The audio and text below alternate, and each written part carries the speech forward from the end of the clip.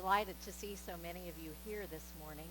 I had thought that maybe I should have prepared a sermon from Exodus today, uh, because Exodus means going out, literally going out. And I know this is a weekend when many people go out, not just from this place, but from their homes, families to family camp, adults to NOAC, other people to visit adult children who might live out of the area, and I'm sure there are some people who are staying at home just because they know that other people won't be here. But we are also happy for the benefit of guests who are here and visiting with us, and we are blessed by your presence this morning. I'd like to think that there's a lot of resting from labor going on this weekend, but if my experience is any indication, it's probably not the case. I attended family camp with Tim and our 3 children for many years. It's a terrific weekend, but let me tell you, it is not very restful, especially if you're in leadership, or if you have young children, or if you have teenage children, or if you're watching grandchildren. It's just a busy weekend. I recently took a weekend off to move our youngest into college. And as move-ins go, it was pretty smooth, but it was not a relaxing weekend. I had never attended NOAC, but if it's anything like Church of the Brethren annual conference, there's morning Bible studies and daily activities and evening activities and extracurricular activities. It's a busy time. And these things that we're doing aren't even our work. They're the things that we're doing in retirement or when we're off of work. The idea of Sabbath, or a day of rest, goes back a long way, almost to the beginning of time, in the 6th day after the beginning of time, to be exact. I had Joe read the end of Genesis 1 and the beginning of Genesis 2 to remind us that God blessed the 7th day and hallowed it, because on it God rested from all of the labor that God had done in creation. This example seemed like such a good idea and became so much a part of Jewish practice that it was codified in the 10 Commandments, which God gave to Moses on Mount Sinai. Remember the Sabbath day and keep it holy. If you want to see the other 9 commandments, you can go to Exodus 20. There, I knew I could fit it in. Millennia after Moses and God's people received God's commandments, Jesus and his disciples came along. Literally, came along walking through a grain field on one Sabbath day. Now, by this time, Jewish scholars and rabbis had had hundreds of years to think about and consider exactly what keeping the Sabbath meant and to make laws about it. That Jewish law from the Talmud, or Talmudic law, was very complicated, very precise, and very restrictive about what constituted work and what you could or couldn't do on the Sabbath. There were 39 activities which were prohibited on the Sabbath. I won't read them all to you, but they all fall under the category of creating something, because creation is what we're supposed to be resting from on that day. So the first 11 prohibitions are things that could go into creating bread. Things like sowing, reaping, grinding, sifting. Those are all prohibited. The second 13 are things that you might do to make a garment, like making 2 loops, or tying or untying. The third section are prohibitions about working leather or scrolls to write on. You're not allowed to write more than 2 letters or erase more than 2 letters on the Sabbath. And finally, the last category are about things related to building.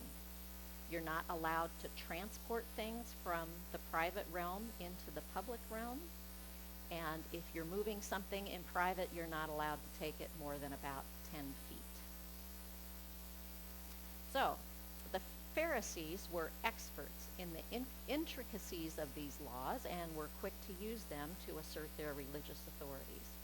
So when the Pharisees saw Jesus' disciples picking grain and eating it, clearly this is the prohibition about reaping, and it violates that first set of Sabbath laws. They said to Jesus, "What kind of rabbi are you anyway? Your disciples are breaking Sabbath laws and you're not even trying to stop them." And Jesus replied, "They're eating because they're hungry. God's laws were never intended God never intended for the law to be observed and human need to be ignored. I care about people, and that means a lot more than following your little laws."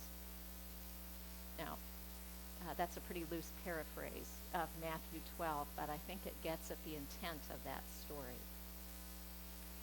It's difficult for us to imagine what a radical thing it would have been for a man claiming to be a Jewish rabbi to defend his disciples for disregarding the Sabbath laws. And part of the reason why it's so difficult for us to imagine this is because we so routinely disregard the Sabbath laws ourselves. Some people are required to work on Sundays. Not just pastors, but people with real jobs too. We schedule church meetings on Sundays, or we skip church altogether because we have to drive the kids to a soccer game, or we're driving ourselves to Indianapolis so we can watch the Colts play. Or maybe we come to church, but we rush home afterwards so that we can mow the lawn or get to the grocery store so we can get stuff for refreshments for that Bible study group tonight. I know you have done this. I have done this too. And it's partly because I have done this too that I am reluctant to name these things as sin. At least not in the conventional sense of breaking the fourth commandment. I would be a hypocrite if I stood up here and condemned you for driving to worship today. Now, let me say, driving was not part of the original Talmudic law, but you're not allowed to kindle a flame. So that includes using a gas stove or using a combustion engine. So driving is prohibited on the Sabbath. But if we're not careful, a sort of cavalier attitude toward commandment number 4, which says, "Remember the Sabbath and keep it holy," puts us at risk of skating around commandment number 1, which says, "You shall have no other gods before me." In our rush to justify ourselves and our busyness and our general importance to every enterprise which comes along, we risk falling into a kind of idolatry. Our efforts become so important that they can crowd out any need for or any acknowledgement of God. We are so busy channeling the activity and the creative energy of days 1 through 6 that we forget about the rest of God. Sometimes the rest of God is just what we need. It's worth reviewing that there were things that the Talmud not only allowed, but encouraged on the Sabbath.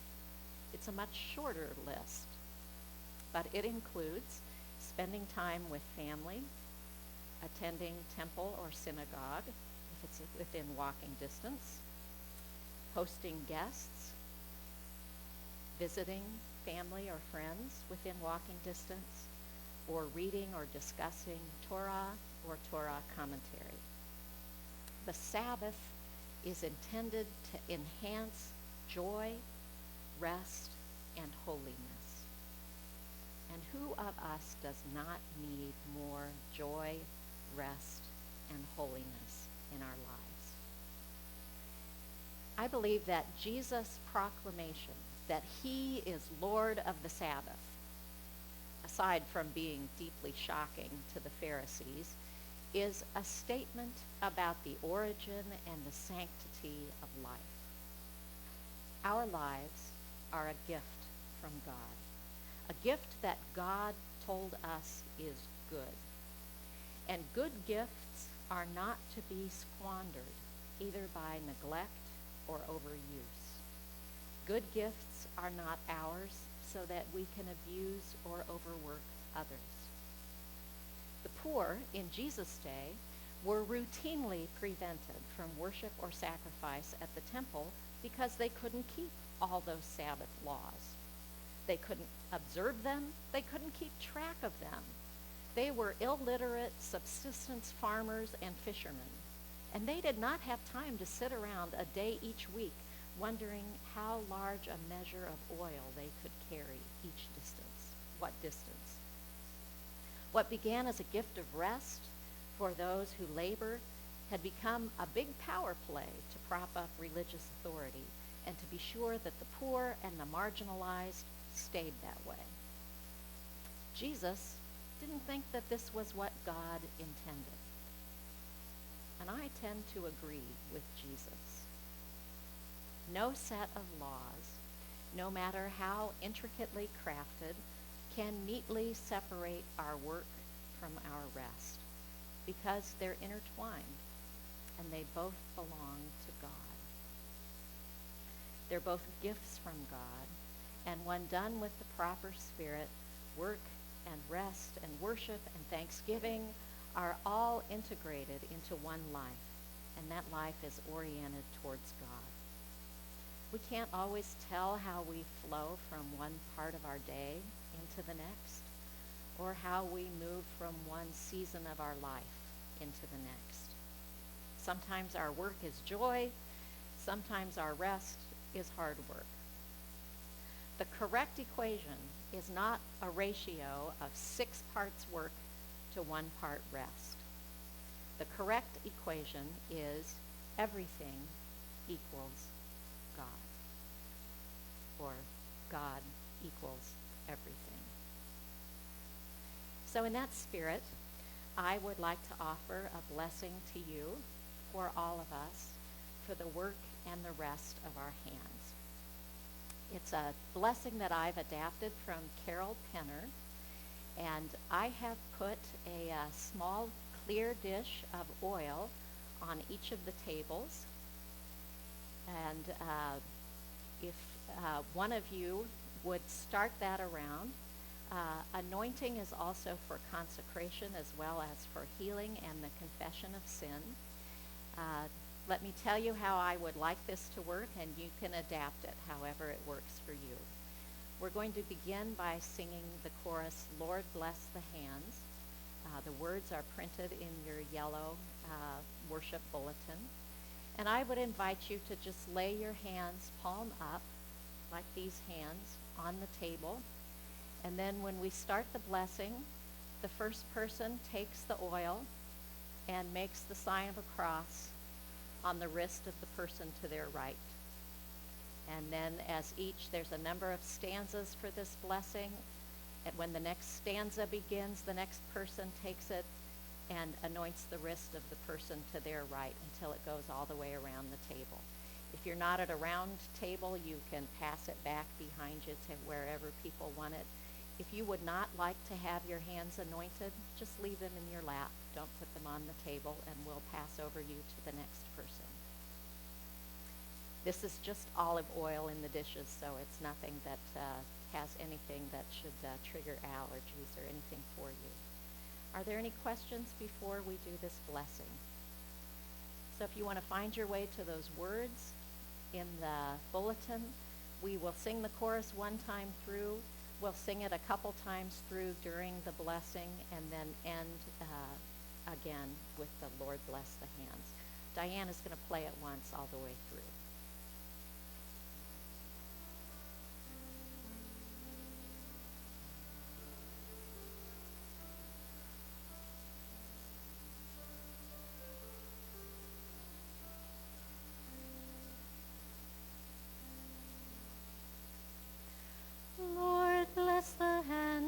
share with us, and bless the hearts that care for us. Now hear the simple prayer from us. Amen. Amen. Bless the work of our hands, O God. With this oil and with our prayer, we consecrate our labor and our rest to you. Bless the hands that work the land, hands that move earth, plant seeds, and harvest, hands which pick tomatoes and drive tractors and bale hay, hands with calluses and dirty fingernails, strong hands. Bless the hands that use machines, hands that drive cars and trucks and forklifts, hands that use keyboards and wire electronics and use calculators, capable hands. Bless the hands that make things, hands that manufacture and create, cutting work, cutting wood or cutting fabric, hands that sew and quilt and crochet, practical hands.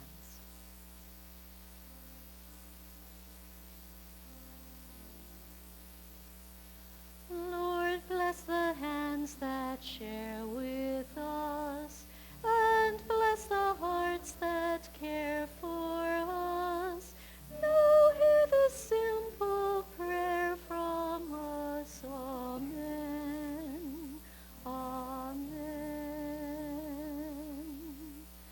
Bless the hands that clean, hands that wash and mop and scrub, hands that are plunged into hot water and know how to use soap, hands that carry buckets and are rough with use, determined hands.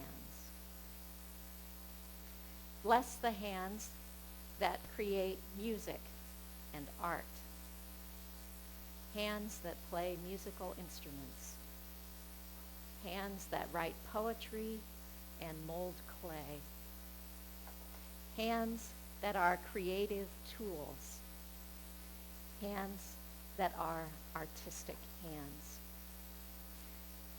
Bless the hands that care for people, hands that prepare and cook food, hands which hold babies, hands which cut and suture and heal and nurture, hands with a gentle touch, compassionate hands.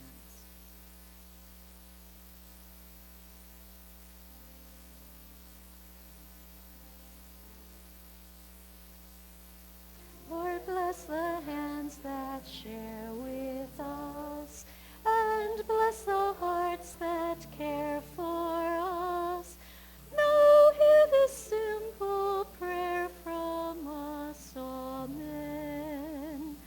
Amen. Bless the hands that are generous, hands that give away money and food, hands that are always trying to be empty, hands which have been hurt in serving others, Christ-like hands. Bless the hands that keep our minds active, hands that assemble puzzles, work crosswords, or do sudokus, hands that hold books or lay in our laps, resting hands. Bless the tiny baby hands. Bless the strong adult hands. Bless the hands which are stiff from years of use. Bless the hands that are folded in prayer. Bless the hands that are lifted in praise. May our hands do your work and celebrate your good gift of life, O God, our Creator.